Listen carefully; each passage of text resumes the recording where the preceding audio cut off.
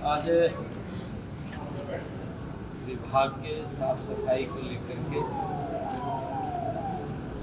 आज 18 एजेंडे थे। कुछ उसमें डेफर किए गए हैं, 4 एजेंडे ऐसे थे डेफर किए गए और 14 एजेंडे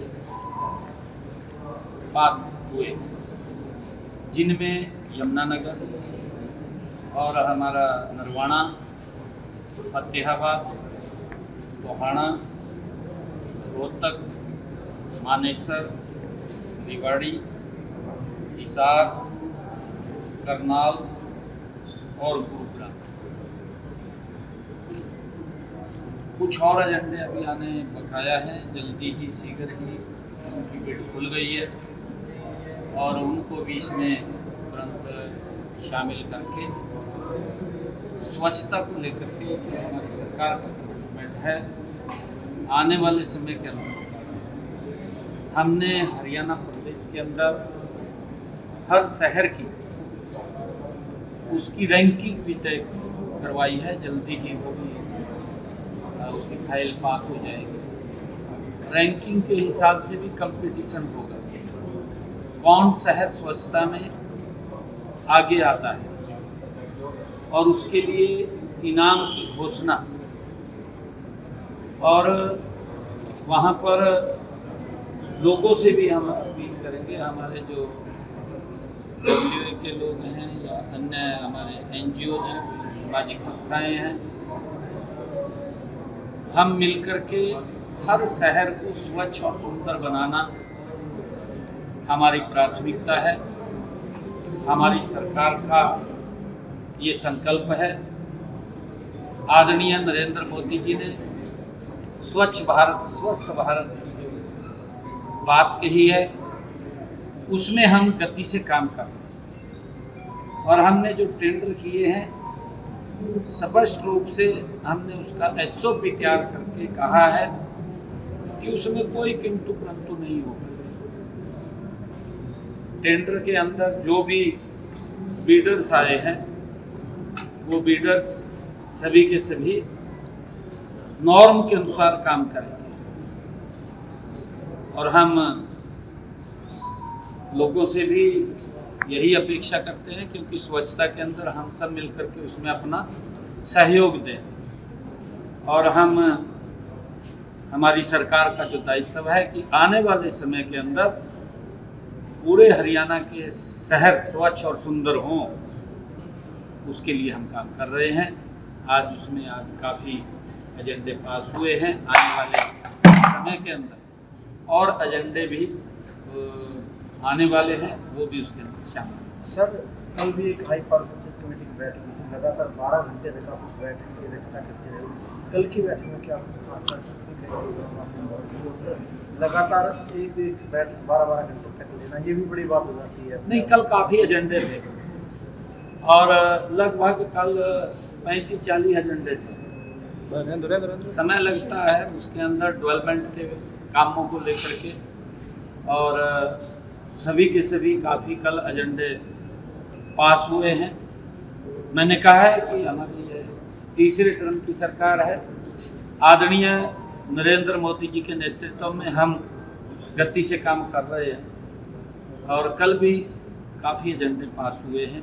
आज हमारे स्वच्छता को लेकर के जो शहरों के स्थानीय ULP के एजेंडे थे, वो आज पास हुए। सर, एक राहुल गांधी सवाल लगातार ये कह रहे हैं कि वोट चोरी कर ली, और इसके साथ साथ वो ये भी कहते हुए नजर आए, जैसे ECO हरियाणा की तरफ से उनको एक जो नोटिस भेजा गया उसको लेकर वो कहते नजर आ रहे हैं कि राहुल गांधी को चुनाव आयोग के सामने जाना चाहिए पहले। और वो ये भी कह रहे हैं सर इसमें कि सवाल का जवाब सवाल नहीं होता, सवाल का मतलब जवाब देना होता है। इलेक्शन कमीशन हमसे मैं ये कहना चाहूँगा,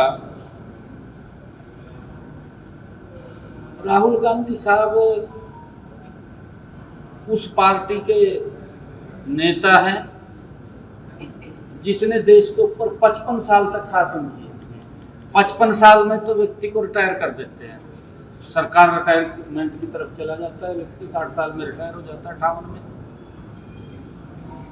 उसका नेतृत्व राहुल गांधी कर रहे हैं। मैं ये मानता हूँ कि जो वो मुद्दे उठाता है वो बालक बुद्धि के मुद्दे हैं।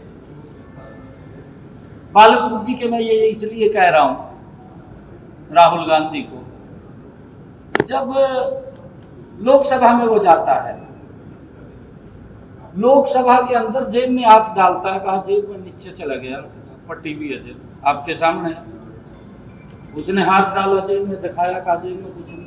अरे भाई तने 55 साल शासन करया, तेरे परदादा ने करया, तेरे बापू ने करया और तन्ने भी करया, रिमोट कंट्रोल ते करया।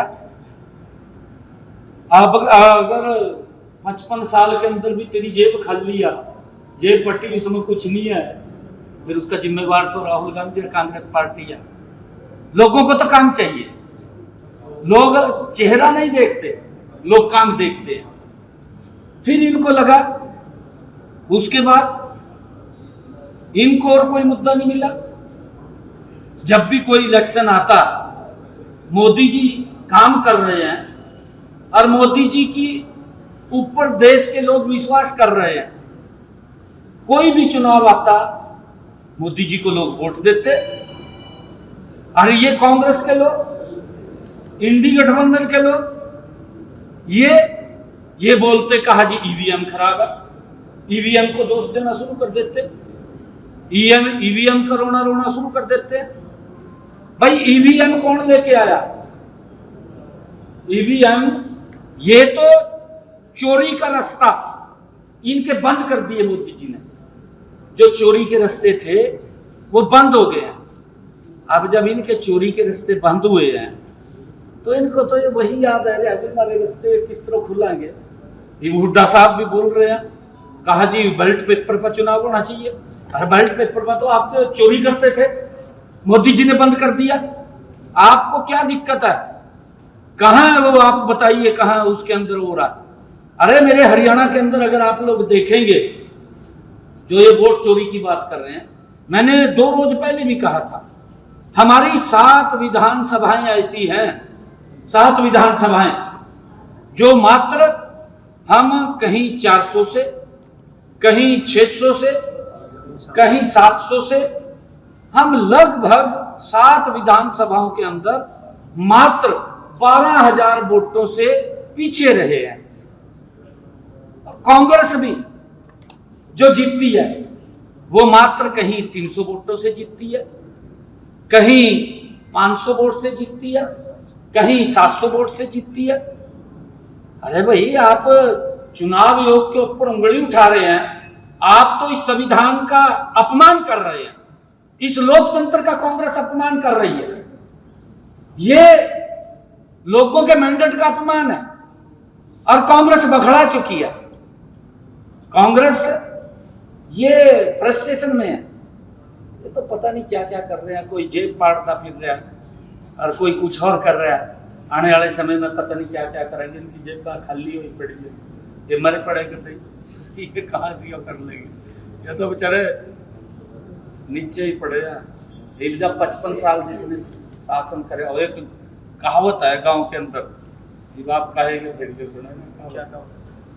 कहावत ये हुआ कि सांप निकल गया और लकीर नू पीट रहे। भाई जब समय मिला था, जब तो कुछ करा नहीं, 55 साल ये लकीर नू पीट रहे। मोदी तो काम कर रहा है ना, गरीब व्यक्ति को 5 लाख रुपए का अधिकार दिया। ये नरेंद्र मोदी है कि कोई व्यक्ति पैसे के अभाव के कारण इलाज ना करा सके। इनके समय के अंदर था, व्यक्ति पैसे के अभाव के कारण इलाज नहीं करा पाता था कांग्रेस के समय। आज किसी को चिंता नहीं है। मोदी ने वो सम्मान गरीब व्यक्ति को दिया। मोदी ने उस माता के घर के अंदर गैस का सिलेंडर पहुंचाया, जिसे गैस के सिलेंडर को कांग्रेस अपने घरों में ले जाती थी, आम व्यक्ति को नहीं मिलता था। अगर किसी को मिलता भी था, 4 दिन लाइन में खड़ा रहना पड़ता था। यह स्थिति थी। कहां वोट दे देंगे इनको? इनको वोट नहीं कोई देगा। इनके कारनामे जो हैं वो कारनामे ऐसे हैं कि लोग अगर याद कर लें आज भी तो रोंगटे खड़े हो जाते हैं। ये स्थिति थी इनके समय में। जिंदाबाद। और ये इस प्रकार की बात कर रहे हैं। मोदी जी ने जो शौचालय बनाए, कांग्रेस ने सोचा नहीं है, आज तक नहीं सोचा। इन्होंने तो पोल्यूशन फैलाया। कांग्रेस ने 55 सालों में देश में पोल्यूशन फैलाने का काम किया। मोदी जी ने उस पोल्यूशन को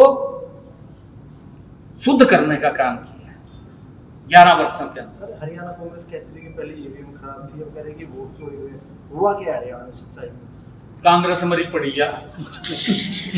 कुछ नहीं होया, कांग्रेस मरी पड़ी है। मुद्दा भी नहीं है, कांग्रेस के पास मुद्दा नहीं है। ये तो बेचारे, मैंने कहा ना भी, सांप तो निकल गया, लकीर में पीट रहे, ये हाल होगी। इनकी हालत बड़ी खराब है ज्यादा। कोई मुद्दा नहीं है, मोदी के खिलाफ खड़े आने तो पूरी दुनिया तो मोदी की जय जयकार बोल रही, ने बेचारे उस